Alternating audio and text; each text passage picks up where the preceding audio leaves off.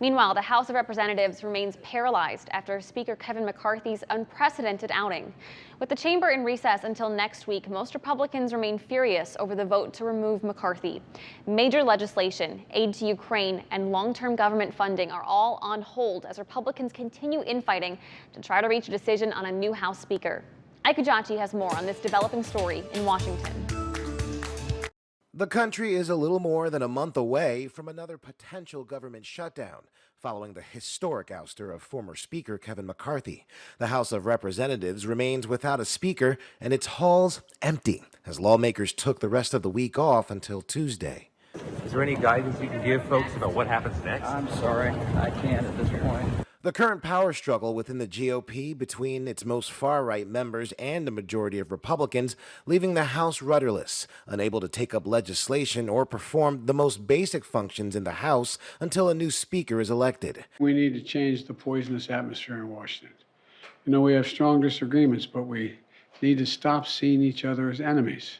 If Congress does not reach a deal to fund the government by November 17th, an estimated 3.5 million federal workers will lose pay, including 2 million active duty members of the military. Who can unite our team?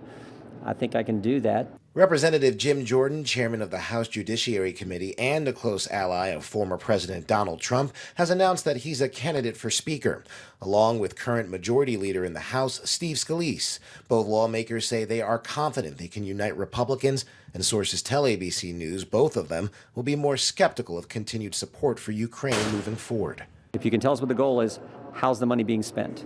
How can we account for that? I think the American people are entitled to know the answer to those two questions before we continue to send their hard-earned money to protect Ukraine's border when we have what's happening on our border.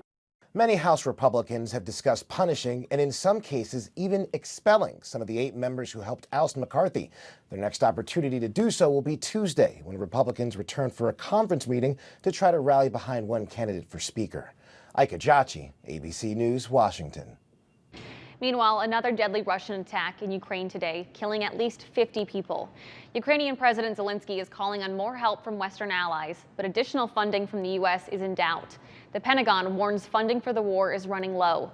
President Biden asking Congress for $24 billion in military and humanitarian aid for Ukraine, but more money was left out of the short-term spending bill that passed the House. It does worry me. But I know there are a majority of members of the House and Senate in both parties who have said that they support funding Ukraine. The Biden administration is getting creative in helping Ukraine, transferring 1 million munitions seized from Iran.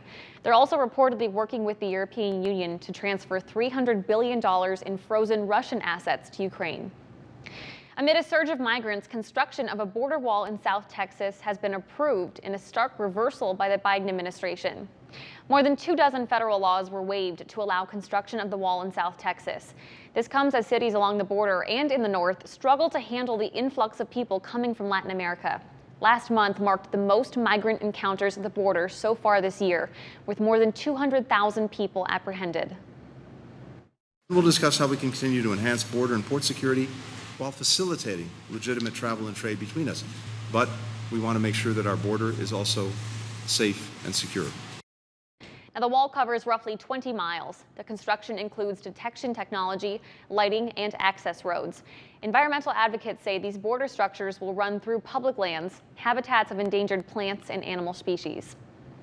400 more Ford employees were told not to come to work this morning. According to a company spokesperson, production is highly interconnected and targeted strikes by unions is affecting their facilities. They say strikes at their Chicago assembly affecting operations as a whole. Now, the layoffs affect 350 Michigan workers in Livonia and 50 others in Sterling Heights.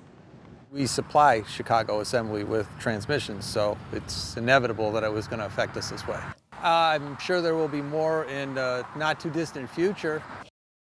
Ford has laid off more than 1,300 employees. UAW President Shawn Fain says he'll update members on where negotiations stand with the big 3 automakers tomorrow. Today is the second day of the largest healthcare strike in U.S. history.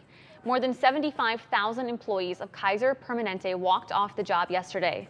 Workers in the picket lines include nurses, receptionists, optometrists, and pharmacists. Now they're fighting for accelerated hiring, higher pay, and protections from outsourcing.